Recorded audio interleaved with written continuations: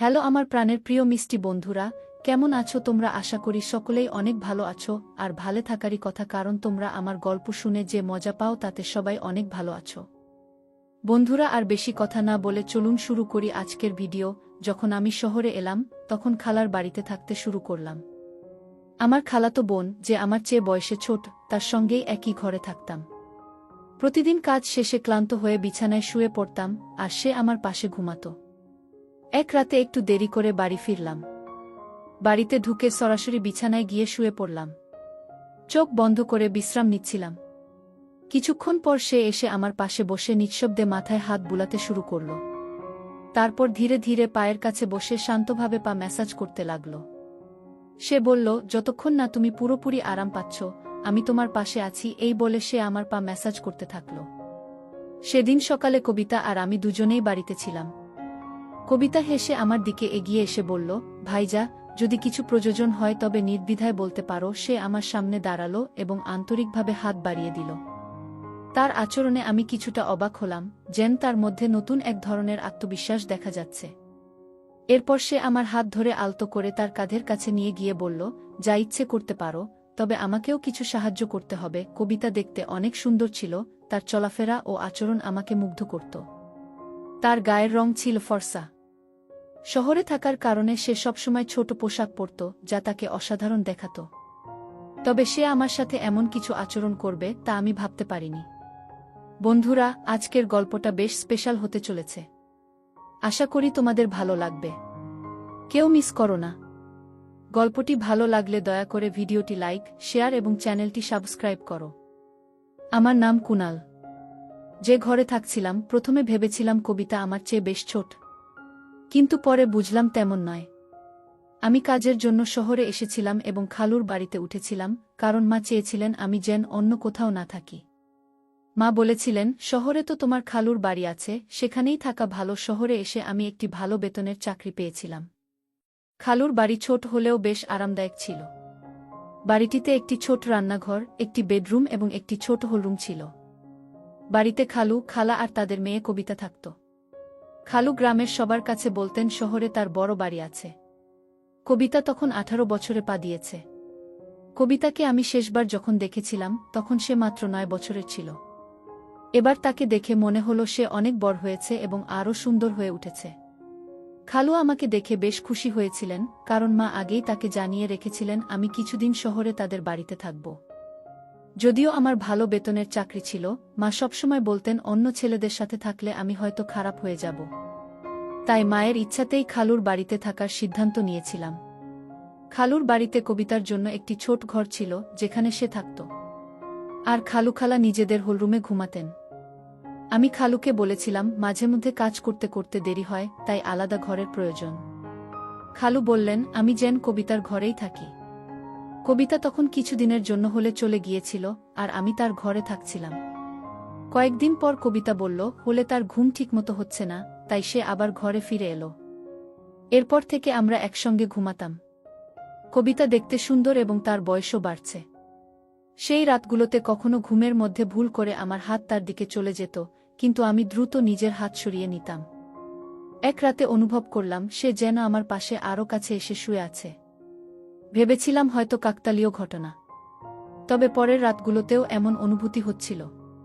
খালুর বাড়িতে থাকতে থাকতে 20 দিন পার হয়ে গেছে, আর এই সময়ে কবিতা আমার খুব কাছের মানুষ হয়ে উঠেছে। মাঝে মাঝে আমরা অনেক রাত জেগে গল্প করতাম। কবিতা আমার বিষয়ে জানার জন্য বেশ আগ্রহী ছিল, যা আমাকে বারবার ভাবাত। খালা আমাদের কথা বলতে দেখলেও কিছু বলতেন না, কারণ তিনি আমাকে বিশ্বাস করতেন। এক রাতে আমি দেখলাম কবিতা তার ফোনে কিছু দেখছে। কৌতূহলবশত তার ফোনে উকি দিতে গেলাম, কিন্তু সে সঙ্গে সঙ্গে ফোন বন্ধ করে দিল। আমি মজা করে ফোনটি দিতে বললাম, কিন্তু সে না দেওয়ার জন্য অনুরোধ করল। কিছুক্ষণ পরে দেখি সে ঘুমিয়ে আছে। তার ফোনটি মাথার পাশে রাখা ছিল। আস্তে করে ফোনটি হাতে নেওয়ার চেষ্টা করলাম। তখন সে পাশে ফিরল আর আমার হাত তার গায়ে পড়ল। তার মুখে মৃদু হাসি দেখে বুঝলাম সে আসলে ঘুমায়নি। কিছুক্ষণ পর আমি চুপচাপ ঘুমিয়ে পড়লাম। এরপর কিছুদিন কেটে গেল এবং আমার মাসের বেতনও এসে গেল। খালুর বাড়িকে নিজের বাড়ির মতো মনে করে কবিতার জন্য একটি নতুন পোশাক, খালুর জন্য ফরমাল পোশাক আর খালার জন্য একটি সুন্দর শাড়ি কিনে বাড়ি ফিরলাম। খালা খুব খুশি হলেন, আর কবিতা আগের চেয়ে অনেক খোলামেলা কথা বলতে শুরু করল। এক রাতে পানি খেতে উঠে দেখলাম কবিতা পাশে নেই। ঘরের দরজাটাও খোলা। বাইরে গিয়ে দেখি রাত তখন 2টা। কবিতা হলের পর্দা সরিয়ে কিছু দেখার চেষ্টা করছে। কৌতূহলবশত তার পেছনে দাঁড়িয়ে দেখার চেষ্টা করলাম সে কি দেখছে। তার পাশে দাঁড়ালাম, সামনের দৃশ্য দেখে তাকে আলতো করে পাশ ফিরিয়ে ঘরে নিয়ে এলাম। আমি বললাম, কবিতা, এটা ঠিক নয়। রাতের এই সময় এমনটা করা মোটেই সঠিক নয়। কবিতা আমার কথায় লজ্জা পেল এবং দ্রুত ক্ষমা চেয়ে বলল, ভাইয়া, দয়া করে এই ব্যাপারটি নিয়ে কাউকে বলো না। আমি আর কখনো এমন করব না। আমি কিছু বুঝতে পারছিলাম না, আসলেই কবিতার ভুলটা হয়তো খুব বেশি ছিল না। খালুখালার মেয়েটা বড় হয়ে উঠেছে, তাদের এখন কিছুটা ব্যক্তিগত জায়গার প্রয়োজন। পরের দিন আমি খালুকে বললাম, খালু, এখন সময় এসেছে একটা বড় বাড়ি কেনার কথা ভাবার। কবিতা বড় হচ্ছে, ওর নিজের একটা আলাদা ঘর দরকার।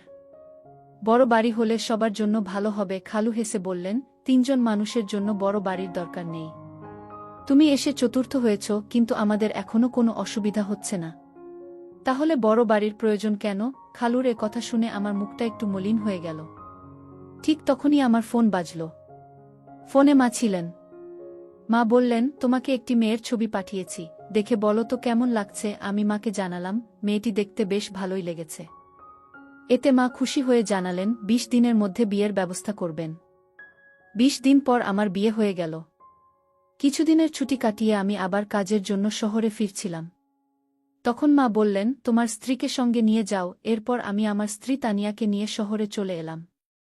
প্রথমে আমরা খালুর বাড়িতে উঠলাম।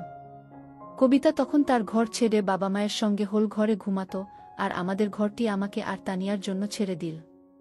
তানিয়াকে নিয়ে শহরে আসার 3য় দিন পার হচ্ছিল। এরপর হঠাৎ এক রাতে কিছু অপ্রত্যাশিত ঘটনা ঘটল।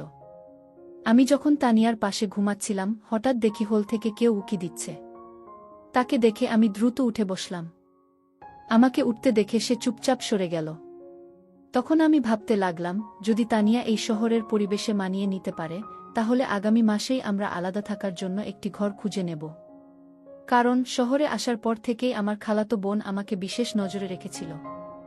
জানি না কেন, কিন্তু 5 দিনের মধ্যেই তানিয়া শহরটিকে অপছন্দ করতে শুরু করল। সে বলল, আমি এখানে বেশি দিন থাকতে পারবো না, গ্রামে থাকার অভ্যাস আছে আমার। এখানে পানি আর বাতাস কিছুই ভালো লাগছে না। হঠাৎ করেই তার শারীরিক অবস্থা খারাপ হতে শুরু করল। তাই আমি তাকে গ্রামে পাঠিয়ে দিলাম।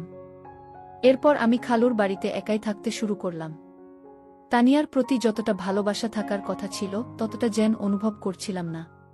বিয়ের সময় তাকে দেখেছিলাম আকর্ষণীয়, কিন্তু পরে মেকআপ ছাড়া তাকে কিছুটা আলাদা লাগত। তবে সে ভালো মনের এবং নির্ভরযোগ্য, তাই ওর সঙ্গে জীবন কাটানোর সিদ্ধান্ত নিলাম। তানিয়া গ্রামে চলে যাওয়ার পর 3 দিনের ছুটি নিয়ে বিশ্রাম নিলাম। সকালে খালু তার কাজে বেরিয়ে গেলেন, আর খালাও প্রতিদিনের মতো অফিসে চলে গেলেন। সেদিন সকালে কবিতা আর আমি দুজনেই বাড়িতে ছিলাম। নাস্তা করার পর আমি আমার ল্যাপটপ নিতে ঘরের দিকে যাচ্ছিলাম। খোলা দরজার ফাঁক দিয়ে দেখলাম কবিতা নিজের পোশাক পরিবর্তন করছে। তার উজ্জ্বল গায়ের রং দেখে কিছুক্ষণের জন্য আমার দৃষ্টি আটকে গেল। ভাবলাম, কোথায় আমার শ্যামলা তানিয়া, আর কোথায় এই কবিতা? এতদিন কবিতা আমার আশেপাশেই ছিল, কিন্তু তাকে এভাবে দেখিনি। কিছুক্ষণ পর আমি যখন ঘর থেকে বের হলাম, তখনও তাকে দেখছিলাম, আর মনে হচ্ছিল সে সত্যিই অসাধারণ সুন্দর। সেই রাতে কবিতা আমার ঘরে এসে বলল, ভাবি তো গ্রামে চলে গেছেন, এখন আমি আবার আমার ঘরে শান্তিতে শুতে পারব। সে আর হোল ঘরে শুতে চায়নি। তাই তাকে আগের মতো আমার ঘরে শোয়ার অনুমতি দিলাম। সেই রাতে ঘরে অন্ধকার ছিল। কিছুক্ষণ পর আমি শুনলাম কারো পায়ের শব্দ। ঘরের আলো জ্বালিয়ে দেখি কবিতা আলমারির কাছে দাঁড়িয়ে আছে। আমি কাছে গেলাম, কোনো কথা না বলে শার্ট খুলে রাখলাম, তারপর আলো নিভিয়ে শুয়ে পড়লাম। কিছুক্ষণ পর আবার একবার আলো জ্বালালাম, তখন দেখলাম কবিতা ছোট পোশাকে দাঁড়িয়ে আছে। তাকে এভাবে দেখে আমি একটু লজ্জা পেলাম, তারপর আবার আলো বন্ধ করে ঘুমিয়ে পড়লাম। পরের দিন আমার আরও একটি ছুটি ছিল, কারণ পুরো 3 দিনের ছুটি ছিল আমার। তখন এক বন্ধু প্রস্তাব দিল, চলো আজ কোথাও ঘুরতে যাই। দুপুরে বেরোলাম। তখনই একটি দামি ক্যাফেতে কবিতাকে বসে থাকতে দেখলাম। তার বন্ধুরা বেশ অভিযানে ছিল, আর কবিতাও অন্যরকম পোশাক পরেছিল। আমি গিয়ে কবিতার সাথে দেখা করলাম এবং জিজ্ঞাসা করলাম, এটা কি হচ্ছে? কবিতা আমাকে এক পাশে নিয়ে বলল, কুনাল, আমি আজ রাতে তোমার সব প্রশ্নের উত্তর দেব। তুমি এখন এখানে থেকে চলে যাও। আর হ্যাঁ, আমি না বলা পর্যন্ত চুপ থাকো। এরপর রাতে খালুখালা ঘুমিয়ে যাওয়ার পর কবিতার কাছে গেলাম এবং জিজ্ঞাসা করলাম, এবার বলো কবিতা। কবিতা বলল, এটা হলো উচ্চমানের জীবনের কিছু অংশ। কেন, আমি কি এভাবে থাকতে পারি না? কবিতা 18 বছরের একটি মেয়ে হলেও তার কথাবার্তা ও আচরণে এক ধরনের পরিবর্তন লক্ষ্য করলাম। কথা বলতে বলতে কবিতা আমার আরও কাছে চলে আসে। আমার বিয়ের পর থেকে আমি অনুভব করেছি যে একজন নারীর সান্নিধ্য কতটা বিশেষ, আর কবিতাকে কাছে পেয়ে আমি কিছুটা বিভ্রান্ত হয়ে পড়লাম। তবে নিজেকে সামলে নিয়ে আমি তাকে কিছুটা দূরে সরিয়ে দিলাম। সেদিন রাতে আমি তাকে দূরে রেখেই শুয়ে পড়লাম এবং সকালে ওঠার আগেই ঘর থেকে বেরিয়ে গেলাম। আমি বসার ঘরে বসে সকালে নাস্তা করছিলাম, তখন দেখি কবিতা একটু অস্বাভাবিকভাবে হাঁটছে। বুঝতে পারছিলাম না কেন সে এমনভাবে হাঁটছে। মনে হলো হয়তো তার পায়ে কিছু হয়েছে। খালা যখন কবিতাকে এভাবে হাঁটতে দেখলেন, তিনি জিজ্ঞাসা করলেন, কবিতা, তুমি এমনভাবে হাঁটছ কেন? পায়ে কিছু হয়েছে নাকি? কবিতা সরাসরি আমার দিকে তাকিয়ে বলল, কুনাল দাদাই ভালো জানে আমার পায়ের কি হয়েছে। কি তার এমন ইঙ্গিতপূর্ণ কথায় আমি কিছুটা বিব্রত বোধ করলাম, কারণ আমি নিজেই জানি না কেন সে এভাবে বলল। এরপর খালাকে বুঝিয়ে বললাম যে রাতে শুতে গিয়ে হয়তো কবিতার পা বিছানার কোনায় লেগে গিয়েছিল। কিন্তু সকালে থেকে কবিতা আমাকে এক অদ্ভুত দৃষ্টিতে দেখছিল। খালা কাজে বেরোলেই আমি তাকে জিজ্ঞাসা করব বলে ঠিক করলাম। তখন কবিতা বলল, আজ তো শুধু মায়ের সামনে হাঁটছিলাম, কাল বাবার সামনেও একইভাবে হাঁটব। আমি আরও অনেক কিছু করতে পারি, যদি তুমি আমাকে আমার ইচ্ছামতো কিছু না দাও। ও আমি বললাম, যখন তোমার আসলে এমন কিছু প্রয়োজন নেই, তখন কিভাবে তোমায় দিতে পারি? কবিতা আমার দিকে এগিয়ে এসে হেসে বলল, যা প্রয়োজন তা চাইলেই নিতে পারো। সে আমার সামনে দাঁড়িয়ে হাত বাড়িয়ে দিল। তার এমন আচরণে আমি অবাক হয়ে গেলাম। এরপর সে আমার হাত ধরে তার কাঁধের কাছে নিয়ে গেল এবং বলল, তোমার যা ইচ্ছে করতে পারো, তবে আমাকে কিছু সাহায্য করতে হবে। হঠাৎ মনে পড়ল, হয়তো গত রাতে কবিতা আমার কাছ থেকে কিছু আর্থিক সাহায্য চেয়েছিল, কিন্তু আমি তখন কিছু বলিনি। এখন তার কথায় মনে হলো সে আসলেই কিছু সহযোগিতা চাচ্ছে। আমি শান্তভাবে বললাম, এভাবে চাওয়াটা ঠিক নয়, কিন্তু সে আমার কথা শুনতে আগ্রহী বলে মনে হলো না। পুনরায় আমার দিকে হাত বাড়ালো কবিতা। সে বলল, এখন আমাদের মাঝে আর কেউ নেই, তুমি যা চাও নিতে পারো। তখনই দরজায় খালা এসে হাজির। খালা বললেন, কবিতা, এসব কি করছো? কবিতা বলল, আমি কি কিছু ভুল করছি? আমি ভালোভাবে বাঁচতে চাই, তাই যা প্রয়োজন সেটাই করছি।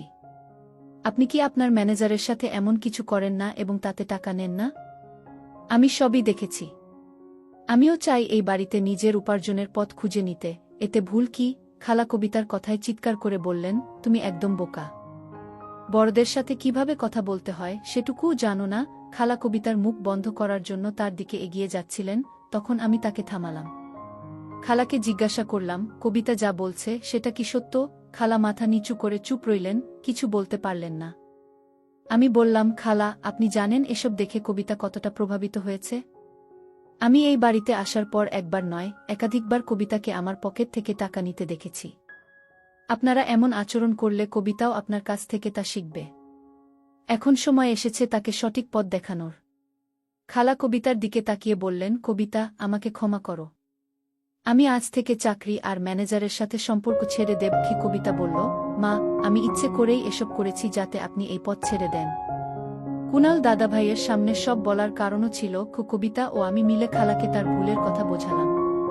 খালা আমাদের কথায় মেনে নিলেন এবং খালুর সাথে শহরের বড় বাড়িতে থাকার সিদ্ধান্ত নিলেন। খালু ছোট বাড়িটি ছেড়ে বড় বাড়িতে স্থানান্তরের কথা বলার পর খালা ও কবিতা দুজনেই খুশি হলেন এবং আমাকে ধন্যবাদ দিলেন। সেই দিন থেকেই খালু নিজের অতিরিক্ত সাশ্রয়ী মনোভাব কমিয়ে আনলেন। এ গল্প থেকে শিক্ষা পাওয়া যায় যে পরিবারের মানুষদের খুশি রাখা, ভালোবাসা ও যত্ন দেওয়া প্রয়োজন। যদি কারো সাশ্রয়ী মনোভাব মাত্রা ছাড়িয়ে যায়, তবে পরিবারের সদস্যদের উপর নেতিবাচক প্রভাব ফেলতে পারে। পরিবারের সমস্যা এলে তা নিয়ে খোলামেলা আলোচনা করলে সমাধানের পথ খুলে যায়।